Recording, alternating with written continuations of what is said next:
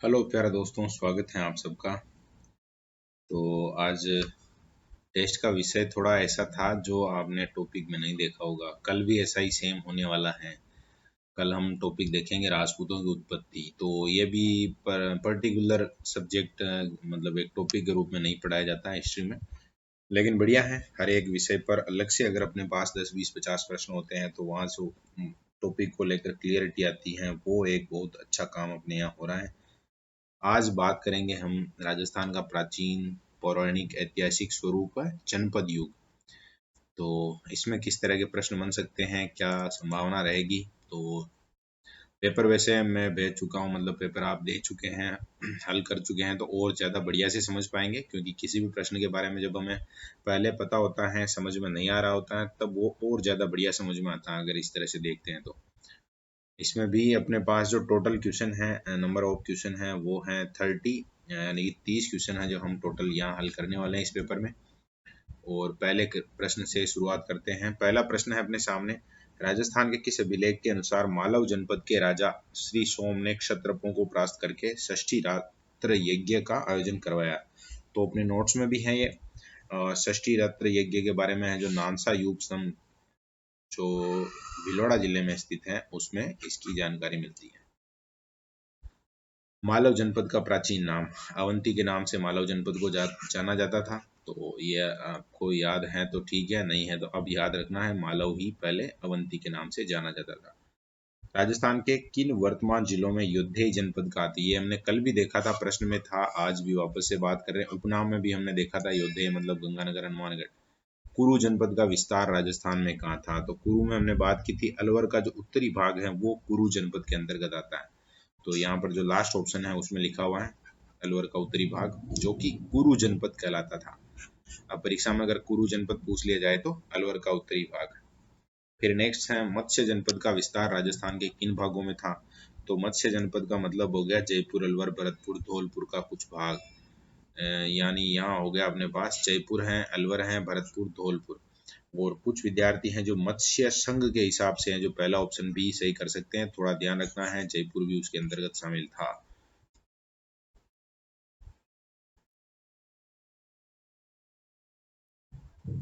और नेक्स्ट है, अर्जुनायन जनपद का विस्तार राजस्थान में कहाँ पर था। तो अलवर और भरतपुर का जो क्षेत्र है वो अर्जुनायन के नाम से जाना जाता था। ये भी हमने कल अपना जो वीडियो था उसमें बात की थी।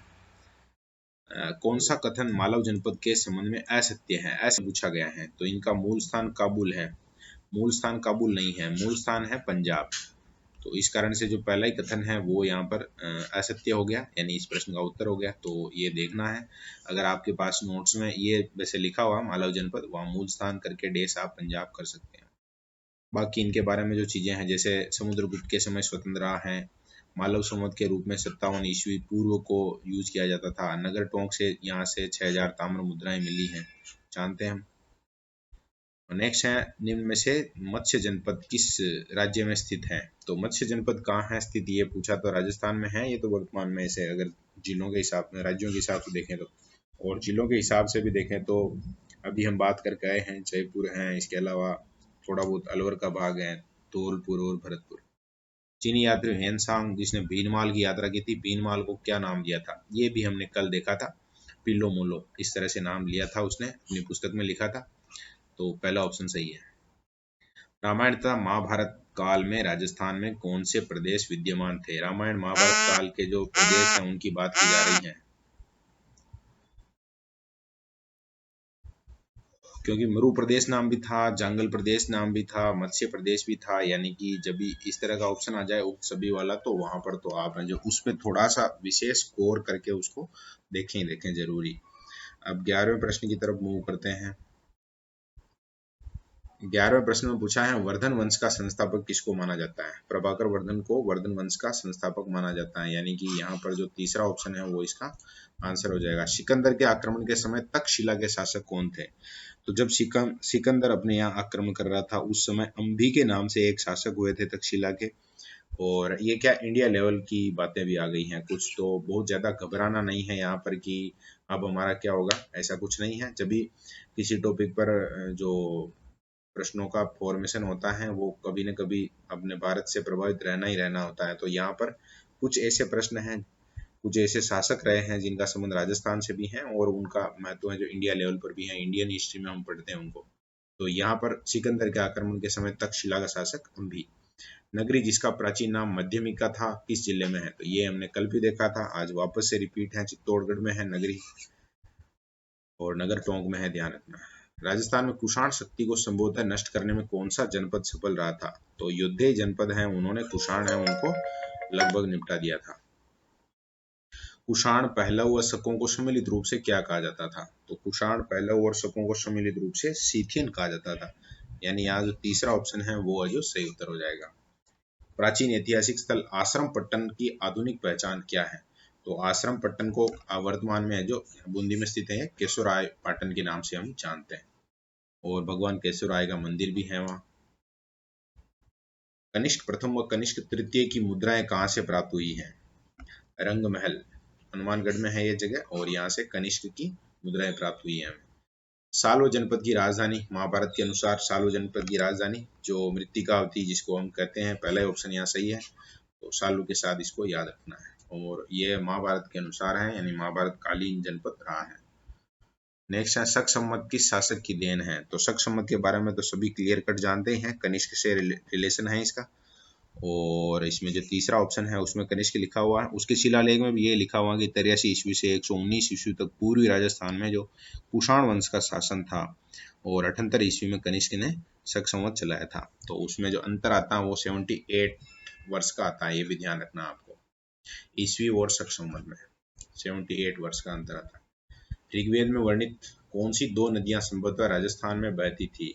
संभवतः कहा गया है, यानी 100% गारंटी नहीं है, लेकिन श्री सरस्वती और दृष्टवती जो नाम आते हैं वो राजस्थान में बहती थी, ऐसा है जो माना जाता है। वर्तमान अलवर जिला प्राचीन काल में किस नाम से जाना जाता था? अलवर को पहले कहते थे उल्लुक प्रदेश, तो यहाँ पहला यह है जो ऑप्शन है वो इसका सही उत्तर हो जाएगा, उल्लुक प्रदेश। राजस्थान का कौन सा जिला परशुराम की तपस्या स्थली से जुड़ा हुआ है? 22वां प्रश्न कह रहा है परशुराम ने कोटा में जो जंगल है वहां पर तपस्या की थी, ऐसा माना जाता है, यानी कि जहाँ कोटा है वो ऑप्शन सही हो जाएगा तीसरा। कौन सा सुमिलित नहीं है? काफी बढ़िया प्रश्न है और इसमें दे रखा है जैसे कंबोज के साथ हाटक सही है, काशी वाराणसी सही है, कौशल के साथ है जो अयोध्या होना चाहिए था या श्रावस्ती होना चाहिए था, यहाँ पर श्रावस्ती भी कह सकते हैं या फिर श्रावस्ती के बजाय है जो और शब्द अगर होता तो क्या होता, अयोध्या। तो यहाँ ये है जो गलत दे रखा है, यानी तीसरा ऑप्शन इसका सही उत्तर हो जाएगा। बाकी मत्स्य विराटनगर बेराट जिसको आज हम कहते हैं विजयपुर में है, ये तो क्लियर है। 24वां प्रश्न है 16 महाजनपदों में सर्वाधिक शक्तिशाली महाजनपद कौन सा था? मगध है वो सबसे शक्तिशाली साम्राज्य था भाई, दूसरा ऑप्शन है इसमें सही हो जाएगा मगध। प्राचीन मान्यता के अनुसार राम द्वारा परित्याग के बाद सीता ने अपने निर्वासित जीवन का कुछ समय राजस्थान के कौन से क्षेत्र में बिताया था? तो ऐसे माना जाता है कि वाल्मीकि आश्रम जो हम पढ़ते भी हैं सहरिया जनजाति के बारे में, तो 12 जिले में उन्होंने जो अपना कुछ समय है जो बिताया था, यानी यहाँ पर जो पहला ऑप्शन है वही सही है। और ऐसे माना जाता है कि कुछ समय है जो केलवाड़ा, जो एक जगह का नाम है केलवाड़ा, जिसको एग्जाम में काफी बड़ा प्रश्न भी आया हुआ, तो याद रख लेना इसको, जगह का नाम है केलवाड़ा और केलवाड़ा में आश्रम कौन सा है? वाल्मीकि आश्रम है। वाल्मीकि शब्द जो वो शब्द शुद्धि में भी आता है, थोड़ा ध्यान रखना, मैं छोट बड़ी की मात्रा की में क्या में छोटी की मात्रा। और कौन सा आश्रम है? वाल्मीकि आश्रम है।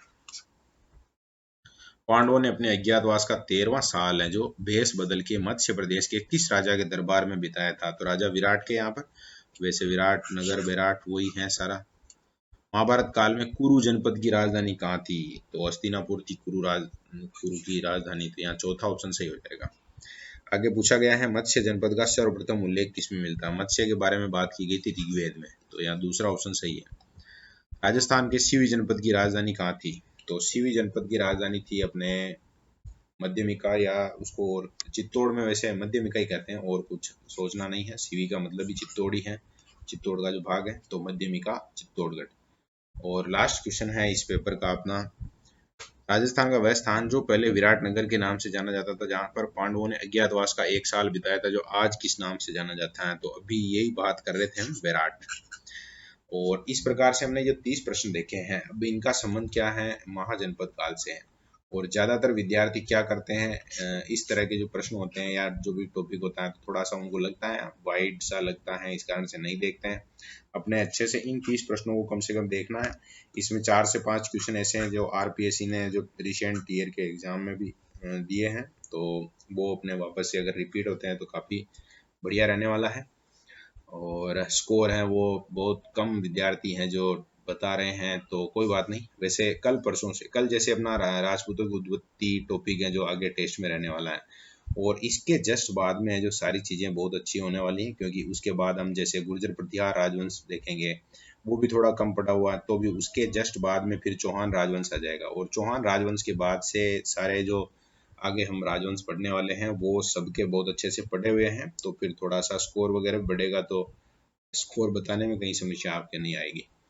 चलो ये अपना कंप्लीट है, एक बार वापस से देखना प्रश्नों में जहाँ जहाँ गलत हुआ है, और नोट्स में ये अपने जो सभ्यता स्थल है, पूरा स्थल है, उसी में लिखे हुए हैं सारे पॉइंट। कुछ अगर कोई नई चीज़ है तो उसके साथ यहाँ से देख के और नोट्स में एड ऑन करनी है। ओके, धन्यवाद।